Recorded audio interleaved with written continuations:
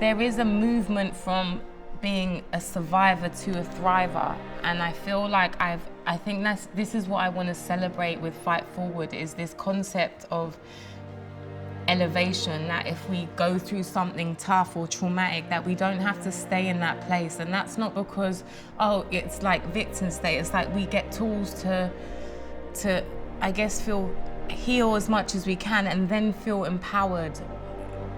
I feel like everybody who starts this process, win or lose, gains those tools and the confidence and understands this doesn't have to be it. Like I can excel, I can do better, I can be shinier. It's not limited. It's not limited. And I think that's the whole concept of Fight Forward, which is triumph over trauma, is that it's hard and it's moving through something, but actually it's an up. The thing is with domestic abuse, it doesn't discriminate. You don't have to be, these aren't just vulnerable, weak women or men. It can happen to anyone. For a lot of us, we've been in situations where we feel out of control, we feel powerless, and there's somebody there that feels like they're out to get you all the time. They want to, whether it's attack you verbally, mentally, emotionally, psychologically, physically. So you always have this feeling that something is there that wants to bring you down. For the first time, it's like entering a ring. It's like, I know someone's gonna come this time.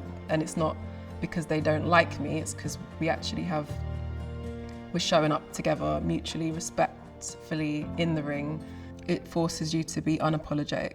Like, you enter the ring and that's it. There's no time for, oh, should I be here, should I not? Is it okay for me to do this or not? Because you have to show up. It's been a really beautiful space, I think, for everyone to just be and turn up. Like, we've had tough weeks, we've had good weeks, and it's just it's great, I love it. That's my best experience of this, is that they have tools and support systems and networks outside of this.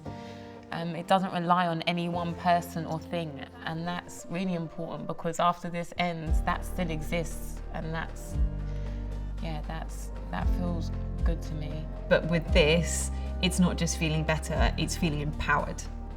You feel strong and you feel capable, and you've had this amazing group of women around you, and it's just such like a boost on every level. It's amazing.